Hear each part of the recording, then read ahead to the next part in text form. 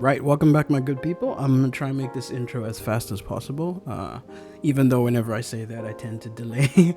But you may notice this isn't a gaming video, it is a sports video, football in particular. As many of you may know on the channel, I am a Real Madrid fan, so I did have the opportunity to be a guest on the MAD Sports Network, hosted over there by Mack Devo and Flo.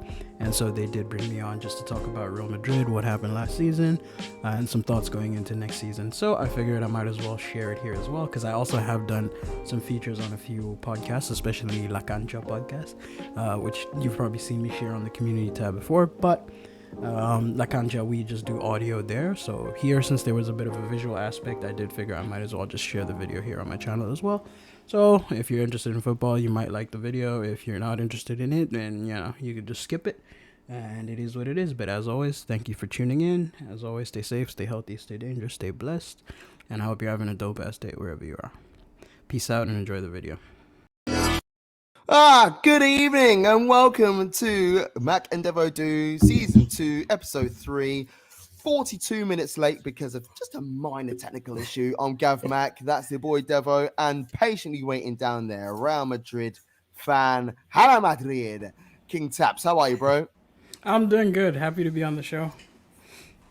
Yeah, we're happy to have you, man. Happy to have you. I mean, long-time supporter of the show, so we thought we'd reach out and, show our appreciation and get you on to speak about Real Madrid. That's a massive honor. Indeed. Before we start with any pleasantry stuff, just make sure you subscribe to the YouTube channel, youtube.com/MAD Sports Network. Smash the notification bell, hit that like button. I don't really always remember how to do that stuff. It makes me feel really, really old, when I do that bit. But you can do that stuff. And also make sure you listen to us if you don't want to see our handsome faces on Spotify. Spotify, literally just put in MAD Sports Network and then we turn up there. You can listen on other podcast providers as well, but we much prefer Spotify. Devo, what's the crack? What do we do here? So, unless you have seen this before, I'm going to enlighten you as to what Mac and Devo actually do. So what we do is we select fans from clubs all across Europe, hence why we're doing Madrid today. And we speak about the season that they have just previously had. We'll look at their current playing squad and we'll play a game called Keep, Loan, Sell, which is self-explanatory. And then we'll look towards the future and look at realistic transfer targets, which for Real Madrid could be pretty much anyone. And then we'll look towards the future. So we'll look at what your expectations are for the upcoming season and we'll get your Tapiwa, your preferred starting 11 for the first game of the season when the Liga kicks off. Sounds good. Easy as that. So why don't we start with last season then? Because a different season. Second place, a Champions League semi-final spot, little trophy in there as well. What was your outtake on the whole season? Okay, so for last season, I feel like it was a season of two halves, to use the cliche, because we kind of had Real Madrid before the World Cup, and then we had Real Madrid after the World Cup. And Real Madrid before the World Cup, we were basically on par to match our points per game that we had last season. We won the UEFA Super Cup to start off, which ended up being the last trophy for Kroos, Casemiro, Modric. Casemiro went off to United. Tchouaméni was put in his place to cover for him. And we actually did really well. I think we went on a 15-game unbeaten run, winning 13 of those, beating Barca on the way. We beat Atleti on the way. We beat Sevilla on the way. And then I think where it all started to fall apart was when we lost to Leipzig in the Champions League in one of the group stage games. And then we lost to Rayo Vallecano 2 games before the World Cup. And then from then on, it took a nosedive because we came back from the World Cup break. Tchouaméni wasn't the same. For some reason, Ancelotti was no longer starting the midfield 3 that we had at the beginning of the season. Fede Valverde dipped off a complete cliff as well. And then, pretty much we then lost to Barcelona in the second League Clasico. And I think at that time we were 7 points behind in the league. We had if we won, we were gonna take it to 4 points. If we lost, it gets to 10 points. So we lost, and from then on, I feel like we just down tools and put all our eggs in the Champions League and in the Copa del Rey, and that's what kind of saved our season a little bit, barring the exit to Man City, of course. So yeah, let's just talk about the league situation because, as you said, finished second to Barca, but 10 points behind. Lost 8 games in the league, which is kind of unheard of for a Real Madrid side. Yeah. As you said, the second half of the season wasn't good enough. You still had players who performed. Vinicius, I think his performances last season were ridiculous when you look at his goals and assists. I think it's something like 47 goals and assists or something like that across all competitions. Benzema was putting in the goals, but Benzema's gone. Cruz is 33. Modric has signed a new 1-year contract, but he's going to be, 37, 38? Modric is 60. Yeah, he's like 62. Do you think that this is a massive pre-season for Real Madrid? Obviously, you've brought in Jude Bellingham, but Benzema's gone. Players are getting older. It's not just the two that I mentioned, Cruz and Modric. Quite a few players in that squad who are getting on a bit, the wrong side of 30. So do you think this is a huge pre-season for Ancelotti and Real Madrid? Yeah, so I think it's going to be huge in the sense of how we reshape our attack, but it's not going to be huge for the rest of the team because in terms of our defensive reinforcements, we're pretty stacked at there in midfield. We have a midfield that most teams would kill for, and somehow Dani Ceballos also managed to renew as well, even though he's going to be barely playing. I don't know why he keeps renewing. So I think the biggest factor going into this season is going to be who replaces Benzema. Because ideally, Benzema would have stayed for one more year, and then you have him ushered out in 2024, and then you ideally go for Mbappe or you go for whoever you want to go for in 2024, alongside bringing Endrick from Brazil. So I think Benzema going a year early kind of really shook everything up. So it's going to be interesting to see how Florentino Perez approaches the summer. Because when we were speaking earlier, I mentioned to you, I think this summer for Real Madrid, it's Kane or bust. And I think for Bayern Munich as well, it's Kane or bust. Because for me, Kane is the only striker on the market who basically guarantees you goals the same way Lewandowski was for Barcelona last year. So I think Bayern and Madrid are going to go toe-to-toe for Kane. And if none of them can pull Kane out of Spurs, I don't think either is going to go for a big-name striker. Oh, interesting. So, shall we look at your playing squad as it stands at the moment? And we'll go through that and play our game of sell, keep, loan. We're going to judge your website as well. This is something that we've started to really enjoy as part of this show. Is going through the Only website, the just seeing if it is as bad as Spurs. Spurs was terrible. Man, this tech issue is very, very alarming, especially when you're plugged in. GigaClear, I'm coming for you tomorrow morning, because I've just ran a speed test as well. 183.7 megabits download speed and 167.8 upload speed. Yet I can barely get a word out on here. So yeah, GigaClear, I'm coming for you tomorrow. But yeah, other internet providers are available, and you are best off going with them. So here we go. Right, first things first. Let's start on the website as a whole. Good, clean website. I'm a fan. It's not too shabby. It beats Spurs at least. Yeah, massively. Just.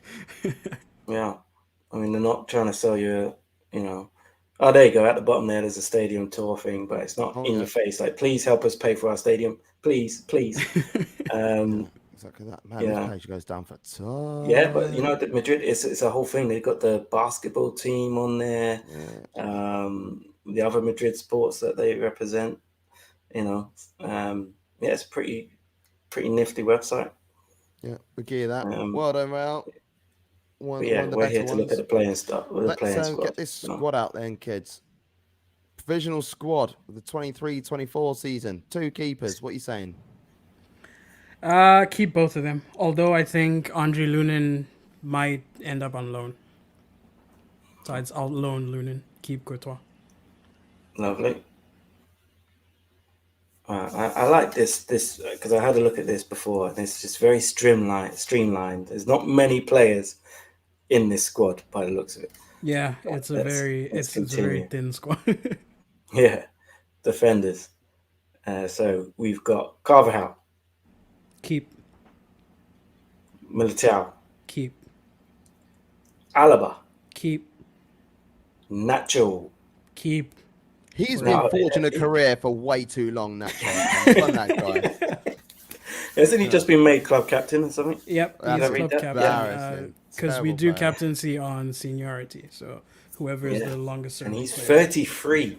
Can you believe it? He's 33? He's forged a career this whole damn time.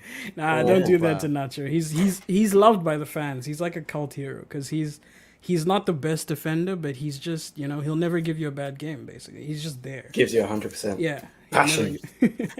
I'd rather have Rob Holding. That's blasphemy. I am Rob Holding's taking got better hairline. Yeah, thanks. Let's have a look at the hairline. Right, got it. Odriozola. So Vasquez, Lucas Vasquez, keep. Frank Garcia, Keep. and Rudiger. Keep. Are you just saying keeps because the squad is that thin, or? No. This is how I would do it if I was in charge. I'll hear it. Oh, it's all good. I'm all there. Ferland Mendy. I would sell. This is where. Oh, okay. Now we are selling. Controversy is, yeah. Man, that guy's dark, fam. Vallejo. Blacker the berry, the sweeter the juice, they say. We're allowed to say that. Vallejo. Sell. But he's gonna stay. Oh, good. Yeah. I won't say what my grandma used to say. You're We'll black say till that it's one. blue. Yeah, well said. Well, Jude's only just got there, and he's got the big number 5, so he's obviously staying. Keep that entire midfield. Modders, obviously, he's just on a new 1-year deal. And Camavinga. Yep, keep the whole midfield is staying. Yeah, everybody. Even Ceballos, you would keep Ceballos? Okay, for him, I would sell. I would sell if I was in charge. To whom? That's the problem. Real Betis wanted him, but he seems to keep flirting and then hesitating with it. I don't know why. Yeah. This is an interesting one. So Vinny Jr., we know what's going on there. Yeah. Rodrigo. Keep. Joselu. I know you kind of have to keep everyone because this is what we have. Yeah. And Brahim. So Brahim Diaz, we're gonna keep. Yeah. But let me just keep him. 2 players there at the start line, and I'll work my way back. Brahim Diaz, who obviously has been on loan at Milan, and I think Milan wanted to keep him, and he's been brought back. What are your thoughts on Brahim Diaz at Madrid? I kind of like him, but I think there's too much competition in the position that he wants to play in. So I think if he comes back to Madrid, he's going to end up having a career kind of like Asensio's, where you're never really going to get to play your position. You're effectively going to be a permanent super sub. So with him, if he's okay with that, I guess it makes sense for him to come back. But if I was him, I would have actually stayed in Milan because we've seen a lot of young players have to make that decision in Madrid, whether it was Martin Odegaard when he went to Arsenal. He had to choose between waiting for Modric to retire or being the captain of Arsenal, chose Arsenal. Takefusa Kubo is another one who had to go to Real Sociedad to go get minutes. And also our defenders, Teo Hernandez and Ashraf Hakimi, they also had to go to get minutes. So if I was in Brahim's shoes, I would stay at Milan. But I feel like he's probably going to come back and give it a shot to try and break into the team for a year. And if he doesn't break into the team, then he's going to have the Asensio path, if I had to predict, Yeah.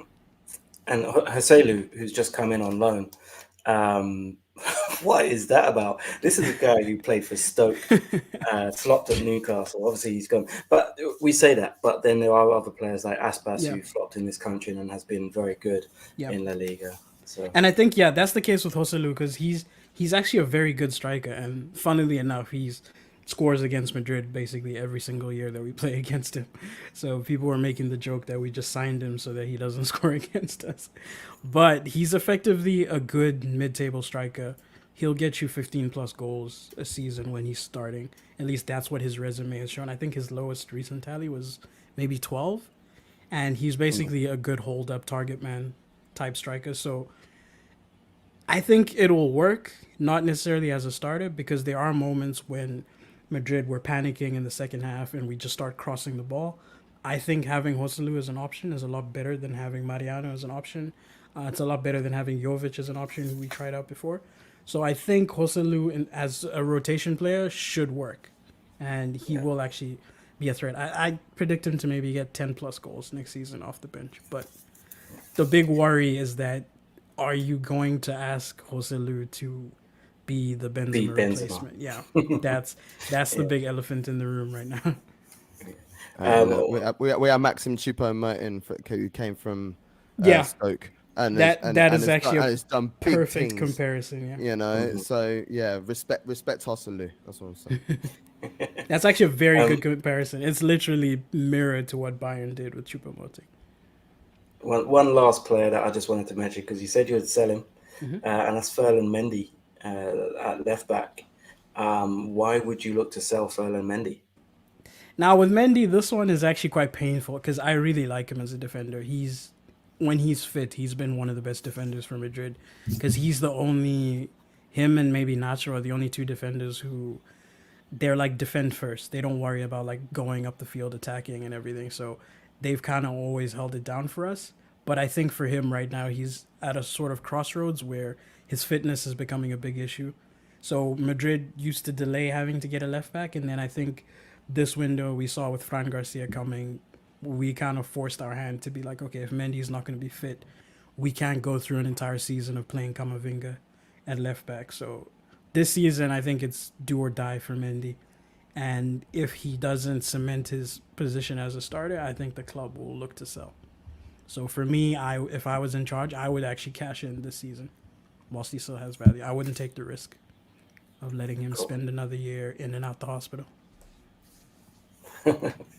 Fair enough.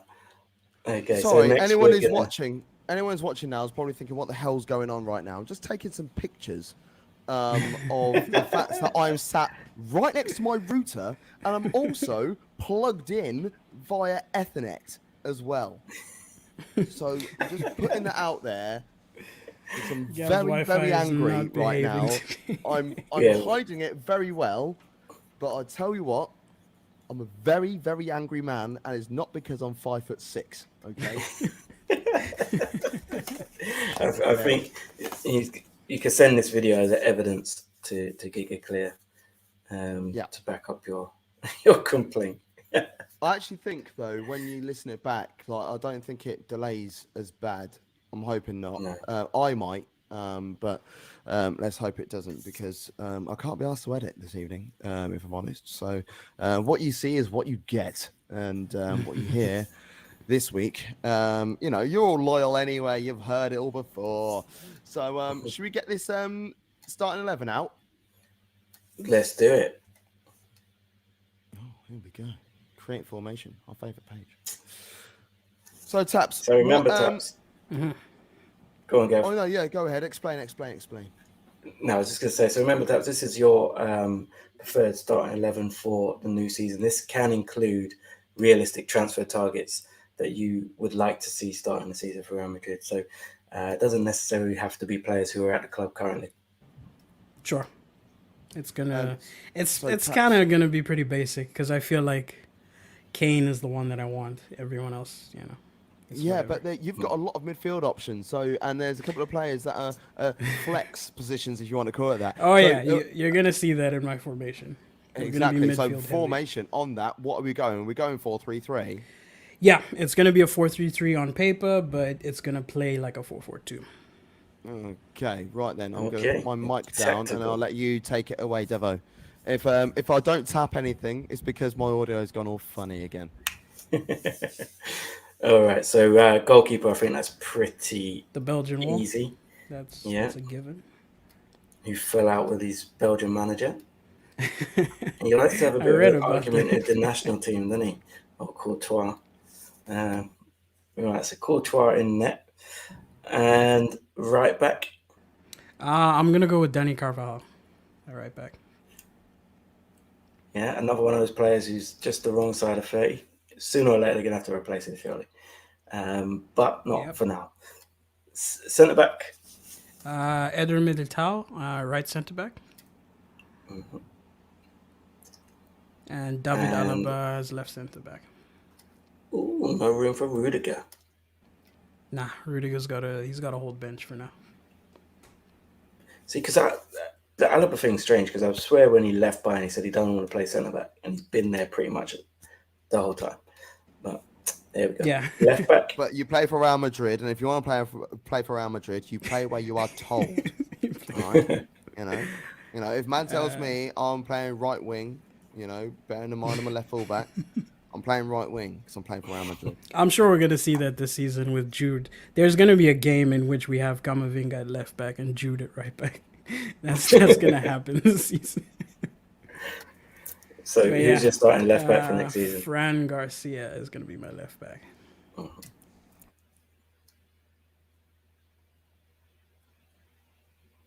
Look at Fran Garcia. Don't know much about that guy, but I'm sure we'll learn. He's a very good attacking fullback. We basically sold him to Rayo with a buyback clause, and he's been one of the most creative fullbacks in the league. Like his highest, what's that stat? Like crossing, he's like one of the best crosses in the league, essentially. So you're now seeing the Joselu link. If we're gonna play crossing, inshallah, you know, with Joselu, it makes sense to have fullbacks who can cross.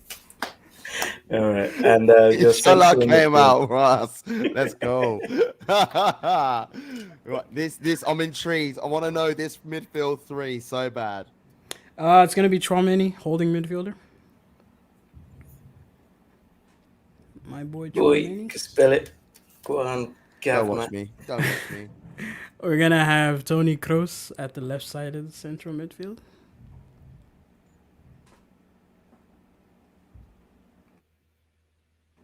And then I'm gonna have Eduardo Camavinga as the right-sided midfielder. Oh, no space for Jude. Whoa. There's still 3 players left. Yeah, but you're not playing Jude on the wing, are He's you? not playing Jude. He's playing Jude. And then this is where it gets interesting because at left wing we have Vinicius. Wow. What a player. Now, surely this is the stage is being set for Vinicius to be the guy at Madrid. Striker, Now I'm gonna Benzema's gone. have Rodrigo. You're not gonna have Harry Kane.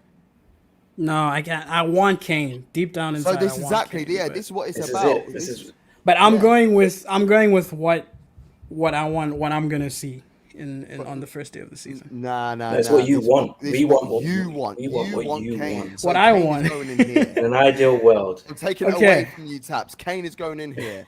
And Okay. now you do also have a chance to take back anything else you said. Okay. Todd Kane. Should put Todd Kane there for Bams.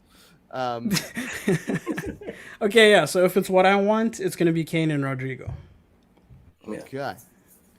We'll do, and then I'll show you the realistic one that I feel like. Nah, we don't want the realistic one. That's too obvious. You know, that's what everyone else is doing. So yeah, So on this is paper, based purely on what you want as a Yeah, fan so of Madrid. as a fan, That's- this is what I would want to As see a line fan, up on the first. This day is of what the you season. want to see on the first day of the season. You know, like you don't need any other signings. You don't need another centre back. You don't need any more midfielders. I'm sure you don't anyway. And Got all like the if midfielders. you had all the money and all the power and all the time, this is the lineup that you would be going with. Yeah, this Me would be my starting 11. Love If you gave that. me all the budget, I would make some signings, Go but on, none then. of them would walk into the 11.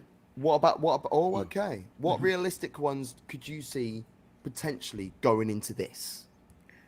So realistic signings, one, I would put in a cheeky loan bid for Sadio Mane, Bayern Munich. Ooh.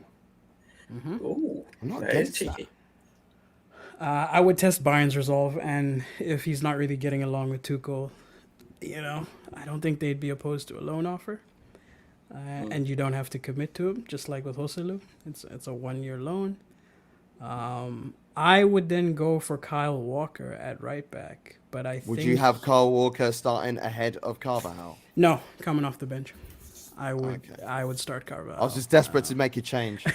I would start Carvajal. The only player that if I was to buy a player to put in that position over Carvajal, it would actually be surprisingly Juan Foyth from Villarreal.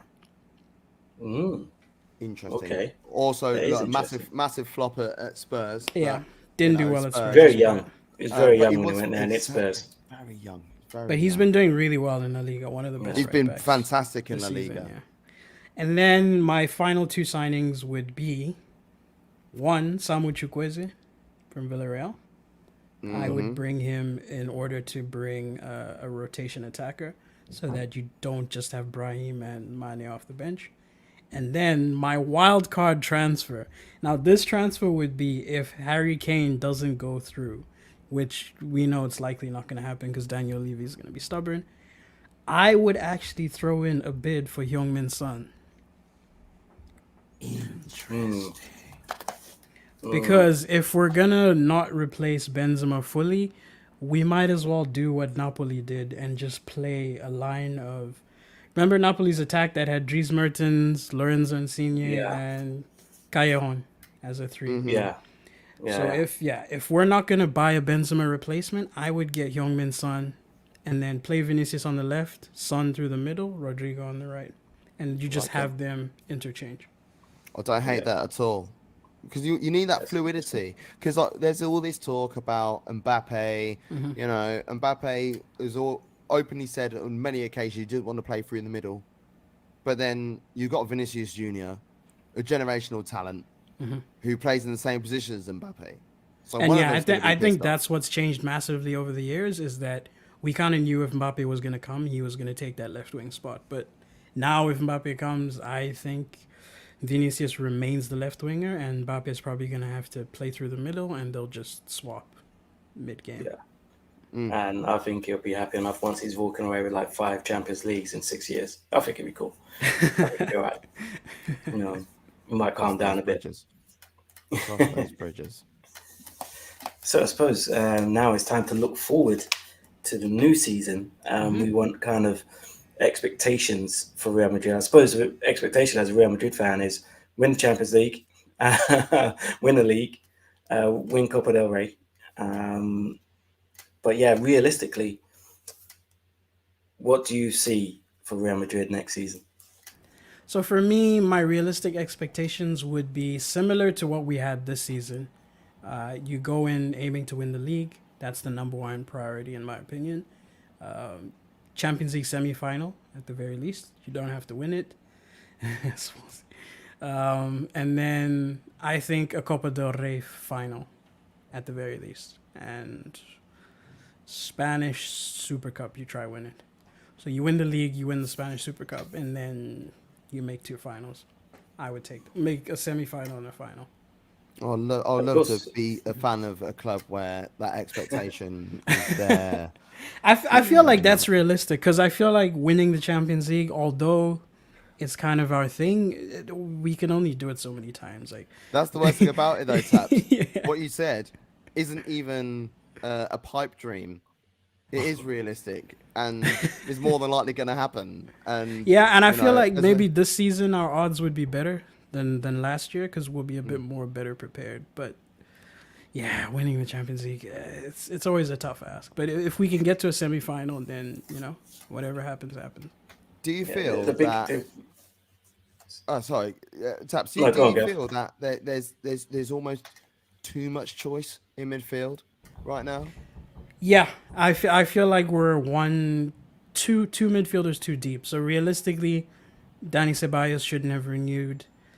Realistically, we should have said goodbye to one of Kroos or Modric. But because they're both going to stay, and I think they're both going to retire next year, we've kind of just taken that step to be able to give Jude a little bit of a transition period.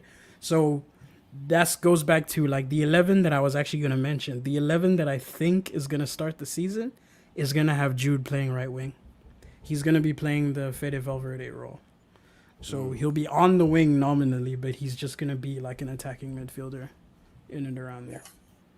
I think that's what's going to happen.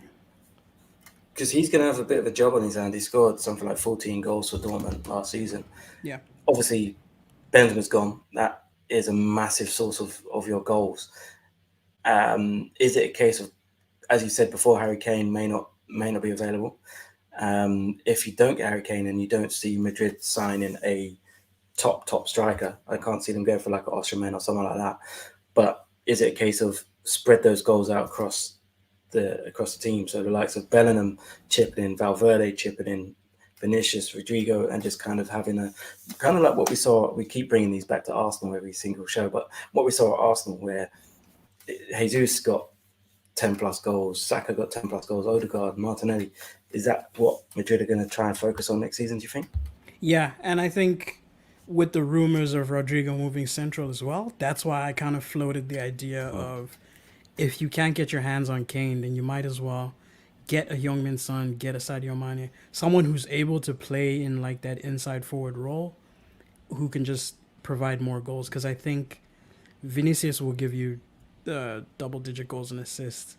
Rodrigo, he did hit it last year. I think he had 19 goals and 11 assists, which is not a bad return because Carlo Ancelotti actually challenged him. They had a bet that Rodrigo would hit double-digit goals. He also had a bet with Valverde, but I think Valverde ended up being 1 or 2 shy. So I think ideally that the team is going to spread the goals. You're going to have Vinicius score the bulk of the goals. You're going to have Joselu try to get 10 plus, maybe 12. Rodrigo, again, if you can get 15 from Rodrigo. And then from the midfield, if you can get Jude and Fede Valverde to put in like a combined of 20, then you're good in that department. So it's going to be interesting because the Benzema hole is the big elephant in the room, because a lot of rumors are saying that we're going to go for Mbappe this summer, but I don't think that happens this summer. That's a lot of goals to replace. One other person who I think we need to talk about is Carlo Ancelotti, because he was under pressure at points last season. If, for example, there's a poor start to the season, do you see Ancelotti? Do you think he's in trouble? Do you think that he's under pressure to keep his job? No, surprisingly, I think he's more comfortable than a lot of people think. Because even though the fans always turn on him whenever the results go bad or anything like that, I think there's sort of like a mutual understanding between him and the board that when his contract expires, he's going to go. So unless things go completely AWOL, as in terms of we get knocked out of the Champions League early or something like that, like a group stage exit, I think it would have to be something drastic that would get him fired. And so maybe a Champions League group stage exit and or failure to like stay in the top 3 at the beginning of the season, like that first half of the season. That's the only thing that would get Ancelotti fired. Because I think right now Madrid is in a bit of a period where we're trying to find the next big manager, but there's no real like good managers out there. I remember Tuchel was rumored at some point before the whole Bayern thing happened. And I remember that. Yeah, so I think that whole part of there not being like any proven managers on the market, I feel like that's also buying Ancelotti time, because he's not like, and this is the whole cliche of if it's broke, don't fix it, right? I feel like Perez is sort of just buying his time and waiting to see what happens in 2024. Yeah, because there was all the talk of him taking the Brazil national job, wasn't there? And Yeah, at that point, I think that's maybe been confirmed Poch, as maybe well. Nagelsmann. Yeah. I think for me, ideally, I would want Nagelsmann, but I don't know if Nagelsmann would be willing to wait a year. That would be the big elephant in there. Because we kind of all know Ancelotti 2024, he's going to head off to Brazil and ride into the sunset. So, Yeah. which manager on the market will wait a whole season? It might be a case at that point, and this is what used to wind me up with the Arsenal. Sorry for bringing it back like Devo has. But like Arsenal, like Wenger was smart. He always used to sign a 2-year deal every odd number year. So therefore, when it was a time for a Euros or a World Cup, and like someone was going well, it's like, well, Wenger's got a year left. We can't get rid of him. So like maybe it's a case of waiting to see what decent national manager is going to do a job. That's actually a good in shout. 2024. That's a good shout. After the 2024 Euros, something could happen there. Yeah, maybe. But I'm trying to think of the managers in that competition right now. Because Flick, I feel like Hansi Flick's done himself damage. Flick's damage his stock has reputation. gone down. Burnt himself. Yeah, he'll be getting sacked soon. And Mancini is there. Yeah, their rep has all gone down. It's kind of basically Nagelsmann, I guess. Like, he's the one. Yeah. Or Eddie Howe. Eddie Howe. Can you imagine that? Eddie Howe. Jesus. Oh my Allardyce God. is playing around somewhere. Yeah, well, he said he could manage Real Madrid one time, didn't he? But that's it wouldn't be surprising. Like, if I had to choose, though, I would actually go for a very unknown manager. Well, people in La Liga know him. You know, Emmanuel Alguacil, the Real Sociedad coach.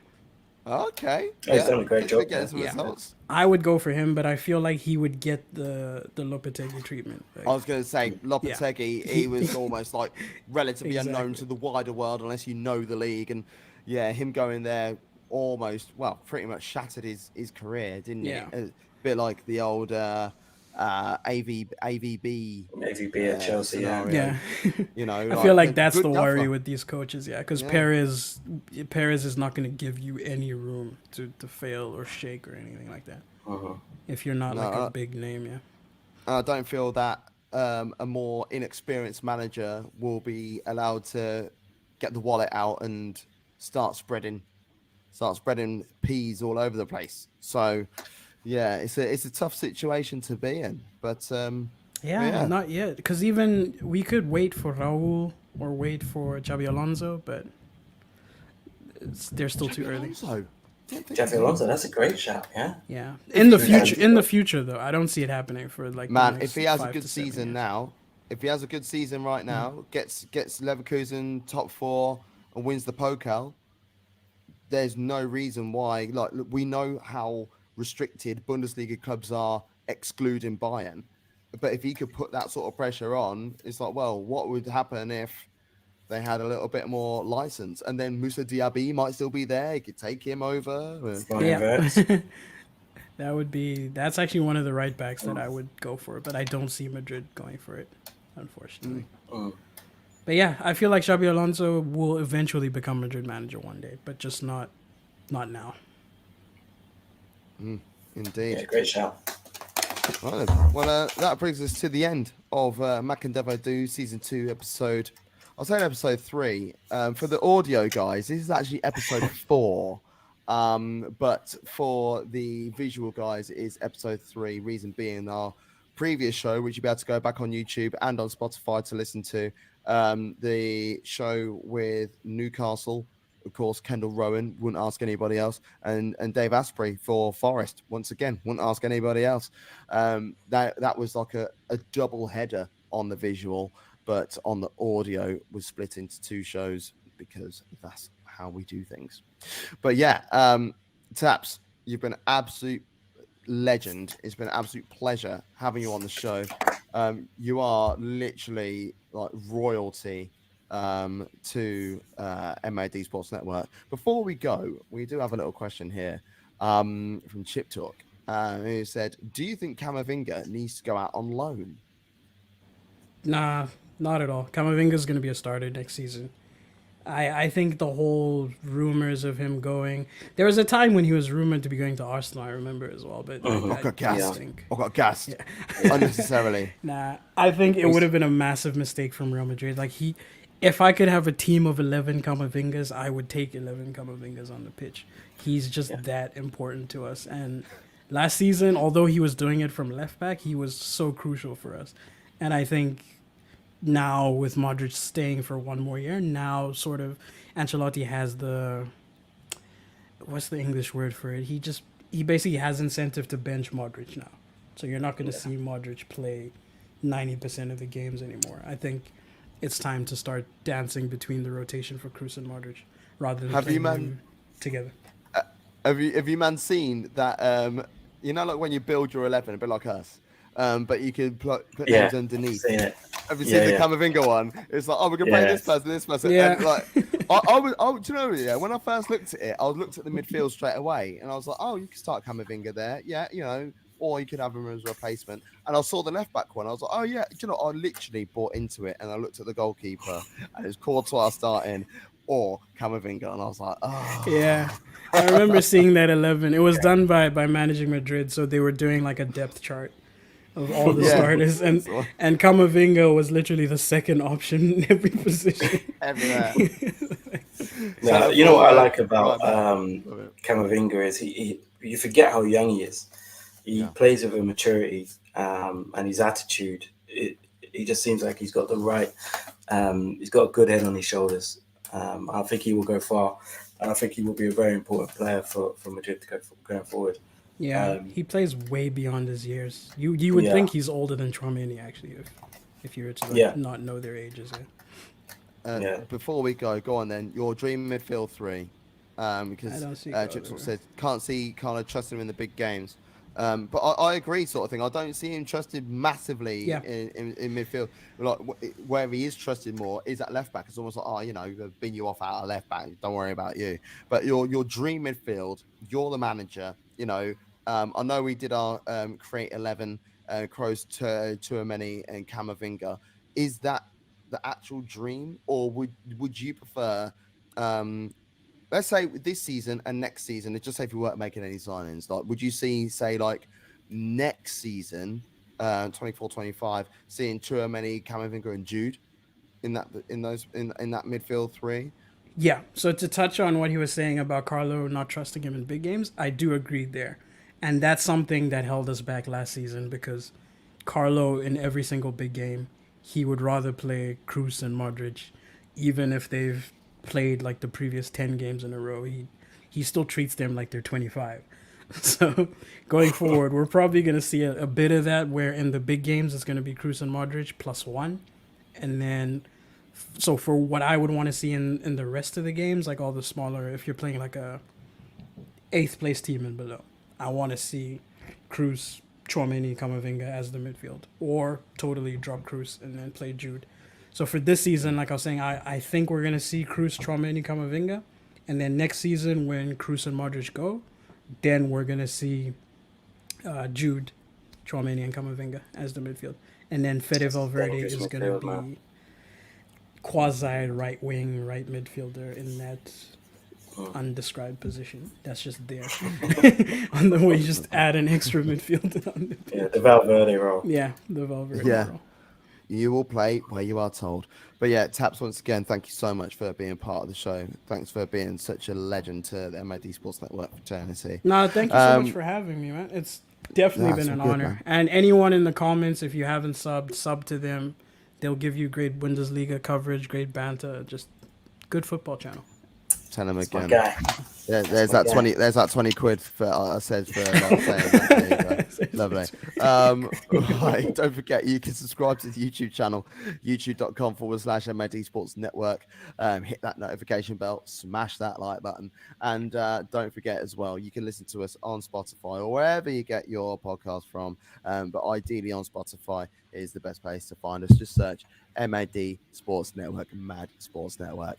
Next week, we are joined by none other than Dan Lawless, West Ham fanatic. And I wanted to wait a week for that as well, because there might be things happening in the meantime at West Ham. So let's see what his thoughts are on Mack and Devo Do. But for myself, Gav Mack, the boy Devo, and King Taps down there, take care. Peace.